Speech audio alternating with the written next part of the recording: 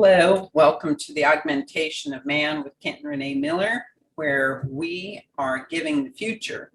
Today we're going to talk about humanity is going to return to the ancient self. So what is the ancient self? Well, before we say that, this is taken out of our second book, The Acquiescence of Man. The Acquiescence of Humanity. The Acquiescence of Humanity. I can't remember my own book. That is chapter 8. And for those who have a copy of the book, page 281 under the transformation. And if you don't have a copy of the book, it is available on Amazon, and as well as the other, which is A Study in Renaissance. Which is a series. Two books make. It's a series. We're going to have a third book coming out. So with that, what is the ancient self? The ancient self. Well, the ancient self it's the entirety of the self. It is the sum total of all of our consciousness since the beginning of time. And it's the ancient soul. So it is who we really are at the soul level. Yeah, now we say, well, you ever been called deja vu, where you swore you've been at this place that you end up visiting or whatever, you swear you've been there at some time? We probably have in another lifetime, or another time frame in the linear projection of time itself. And so the higher self is a part of the soul that determines our learning process, and it guides the learning process by scripting our movements, our decision making from a higher plane, and that affects events to our path for learning purposes. So we are collectively creating, well, individually and collectively, we're creating the events here on Earth. And it's all about the learning. Yeah, well, the soul, which is the higher self, is actually a storage, like a computer. And it's stored everything we've ever known, everything we've ever learned in the past. Even though you don't realize it, it's stored. And actually, the guides have said that it's like our flash drive. Yeah, well, it's kind of like it. Computer storage, like the cloud. Yeah. So our soul has got a quantum of information and understanding gained since our spiritual birth. So this is over multiple lifetimes in the physical incarnation, but also in between our physical incarnations, we can go to different spheres for other types of learning. And that is all stored in the soul.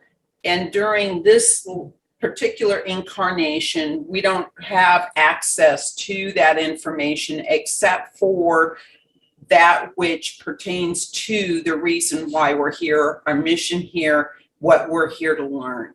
Well, you've heard people talk about a consciousness, the universal consciousness, and we cannot know ourselves, or we cannot know the universal consciousness until we know ourselves. Mm-hmm. And knowing ourselves is extremely difficult. We have to contemplate each of the events that we've taken in, and we have to understand why the event happened that we were involved in, and the reasoning for it. But we have to understand ourselves before we understand what universal consciousness is. Mm-hmm. So the soul lives in the fourth dimension, and we're learning about ourselves in the fourth dimension as we're playing these events out in the third dimensional world. Yeah, what is that called? That's called dream state. You learn about yourself in a dream state, even though many people don't like the dream state because you do things they don't want to face, yeah. But you understanding yourself is facing your worst perceptions. And so when we enter into dream state, what our guidance is saying is we're going into the fourth dimension during our sleep. And what we're doing is trying to understand things that are playing out in the physical world. And so a good dream dictionary will help you because with that. most of your dreams are symbolic. And metaphor. Metaphor. And so one dream dictionary that we particularly like is, I had the strangest dream. So we tend to hold ourselves hostage for past life events. We should not hold ourselves hostage for anything, because we have to clear ourselves. We hold ourselves hostage for many perceptions from a very early childhood on. And we worry about We feel guilty about things that what's happen going to to happen, us. even though it hasn't happened yet. Mhm. And we put up our own events and worry about our own events, which may not, or they haven't happened, or may not even happen. In the future. Yeah, so we make ourselves victims. And that holds us hostage to the past and doesn't allow us to move forward. So things that have happened to us, sometimes we blame ourselves when it really wasn't our fault, that we just happened to be involved. The wrong place at the wrong time. Right. And so, you can't blame yourself for everything, and that prevents you from moving forward. Yeah. So in order to do that, you have to understand your perceptions. mhm, And that's very difficult to do. mhm. Sometimes it's very hard to look at things.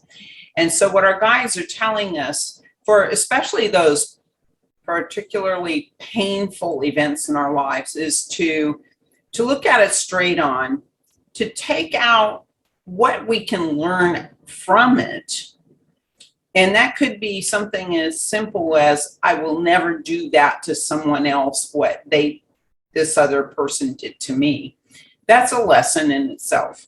And then let that emotion go and release it, and just understand the lesson and let go of the rest of it, so that you can move forward and not be held back by things that happened long ago. Well, understanding your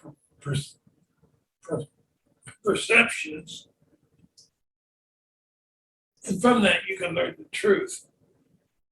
And learning the truth and facing the truth and clearing it out will help you progress to learning the self and why you're here. Separating those perceptions from the truth, because oftentimes the perceptions are not aligned to truth, and looking for the truth is part of the process. Remember, truth is only what you know information about a particular event today. Tomorrow or next week, if you learn more information, then learn a new truth about that event. So truth is evolving, and it depends on what information we hold at that time. So the more information we gain, the more truth that, the bigger part of that truth picture we can see. And how do you tap into your higher self? I've heard many people say, well, how do you do that? How do you tap into higher self? You have to let things go. You've got to get out of the victim mode. You have to reflect, sit down, spend some time reflecting and connecting with yourself. With the inner self. The inner self. Through meditation. Yeah. Or just contemplation. Just contemplation, if you want to call it that. Quietly sitting there and going within. Yeah, if you ever gone to the forest and sat on a rock or sat on a piece of tree and just sit there and listen, you tend to go into a contemplative mood. And that's what we should do. We have to survive as a species. And part of that is connecting to the earth. So our DNA is dialed into the earth, and part of our experiential learning is connecting with the earth and all that she has to offer as far as the learning is concerned. Well, how about the controlling of humanity? So what we're being told is that 96% of humanity is being controlled. That's huge. That's really big. Yeah, only 4% is not being controlled. That's humongous. And that can be physical, as in other humans, And mental. and it can be spiritual too. Yeah. And so what we're being told is that 10% of that 96% will awaken. And what does that mean? It means to awaken to who they are at the soul level. And you've heard people chatter and get excited when they find out they can get in touch with themselves. They get very excited. Mm-hmm. Yeah, and that's the first step. When you can reconnect with your higher self, that starts the communication process. That's the first step toward the communication with the spirit world. And so when we've mentioned this before, but not very often, when Kent is meditating, sometimes it's another entity that is communicating with him and he hears it in his head. But sometimes it's his higher self that delivers the lesson. And sometimes he can hear the communication between his higher self and the communicating teacher, spiritual teacher, who tells the higher self, who translates it down to the physical self. Yeah, and you've heard me say this before, in order to see the whole forest, you've got to move out from behind the tree you're standing. In order to see the whole picture, you're going to have to really go on looking at everything that's here. Look at it. I'm going to say enjoy, not enjoy, but respect all humans, no matter what race, what color, where they're from, or anything. You have to respect each other in order to see the picture, the whole picture of everything that's going on. And even those who are repugnant or negative have a lesson to offer us. Yeah, sometimes the lesson is very hard. Yeah, it is. So hard times is coming ahead. And this is what our mentor told us. Equivocate the justice, forbearance of the inner self, drowning in corruption and misdeeds, a dark time of enlightenment. Hard lessons are coming, extremely difficult. Mm-hmm. And so the equivocate the justice is followed immediately by forbearance of the inner self. So forbearance is kind of like the patience of the inner self. And I think that once the inner self starts to take back control of our learning process, then that is the justice that's brought forward. Yeah, we must trust on the inner self. And when I say trust, you probably have done something in your life and you feel this gut feeling. You say, my gut tells me I should do this. But then you overrule it and use your head. Yeah. Well, come to find out, your gut was right. And normal times, your gut usually is right about a call that you're going to make with yourself. Yeah. So that is how we can use that feeling, that inner feeling, to make decisions and use it to guide us to make the right moves. So the body usually knows. So there's going to be a universal release. According to the guides, there's going to be a universal release of souls. And it's going to happen as a periodic shift in the magnetosphere, which is the outer portion of the ionosphere, the extreme portion almost to the belt. Van Allen belt. Yeah. And a movement of the plasma field within the universal plane, within the universe is a plane of many galaxies. And it's hard to comprehend, but it's going to take place within the plasma field in the universal plane that holds all things together.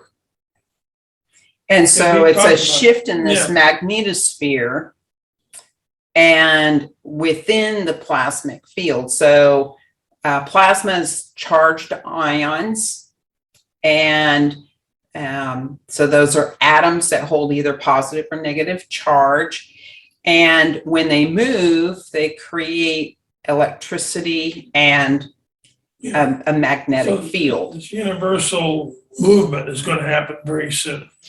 And this is going to affect us on a soul level. So our bodies are also electromagnetic. And from what we're being told, our soul is also or is affected by this. And this is going to be a magnification of that plasma field, which is going to affect our souls, and that's going to raise us up in our vibration on a soul level. Well, they're trying to bring the human race into the universal field. So that means that the current human expressions are going to have to be dissolved. Mm-hmm. And they're going to have to create, we call it a new human race. That doesn't mean that we're going to look different. Mm-hmm. It's going to mean we're moving to a higher intellectual vibration. And that includes a higher spiritual vibration. As we move up, we'll begin to feel this vibration. And it'll cause an ascension. The lower vibrational ones, unfortunately, something else will happen with them. So this is a magnification of our souls and the life force. So the life force that is a stream of life force energy that goes, penetrates through the plasma field within the universe and is directed to inhabitable planets. So that will magnify our own life force here on this planet, moving all to a higher level of attainment, but then for some operating at a lower vibrational level at this time, they're going to find it very confusing, and it's going to cause a lot of disruption in their the way that they behave and act out because they don't understand. And that will be kind of a character assassination for them. Yeah, and when you move to, we talked about, and you've heard people say everything has a vibration. We've talked about this thing, we've about vibrations in one of our videos before. All things have a vibration. And moving to a new vibration is unfamiliar for most. Mm-hmm. They won't know how to take it. It'll cause them discernment to themselves, possibly disorientation, many different character changes, and they won't understand it, and they'll kind of panic because they cannot handle this higher vibration. Mm-hmm.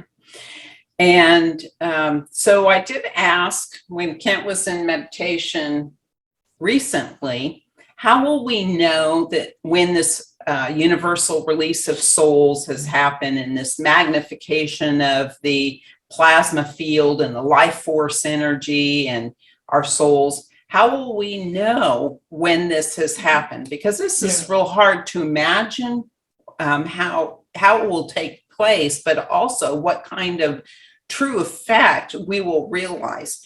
And the answer was, you will know. Yeah, when we know, for those that won't know, we'll pass on what's happening. But they said we will know. So it's going to be interesting if we do. And they said that this is going to be happening very, very soon. And we're listening to somebody, and I don't remember who it was, and I can't validate what they said, but they did say that there was some sort of magnetic field moving that was observable moving through the astrosphere. So maybe we can all look into that and see if that is true and what is happening there, because this may be something that's coming our way that will trigger this event. Stand there and say, "Beam me up, Scotty." You're a Star Trek fan, John. You know what that means. And so after this event, we're told there's going to be 5 years of massive learning that will follow. And you thought you were out of school, out of college. No. So a lot of our learning is going to be directly tied to the events of today. So we have a lot of chaos. We have a lot of events that are happening. There's a quickening of the timeline to get us back to the timeline. The time is being bent to get us back to the timeline we should have been on, or the lineal sequential events that should have happened along our planned learning that should have occurred during this past cycle. And it didn't, because man became arrogant and we kind of took a different route, and we didn't learn those things that we should have learned during this past cycle. We were on a separate timeline. And so the time is being bent to bring us back to the timeline that we should have been on, and that is going to create a correction in our behavior and our attitude toward learning, and put us back on the learning path. And that's why we're here. So this massive learning is going to be, a lot of it is going to be reflection back on the events that have been occurring, especially in recent times. We've got some very big events that have been playing out, and that will be a part of that learning, but we will also be learning other new things, and that will be conceptual learning. Yeah, we're talking about awakening. I'm not talking about woke. That's a whole different thing. We're talking about those that awaken to who they really are. And then say, we will know our ancient self. That's what's so important. Mm-hmm. Once we know our ancient self, then we're on the right path. Yeah. And so we're going to be having help with this, this learning, this 5 years of massive learning. What we're being told is that there's going to be this creative influence. Now, that's not the creator.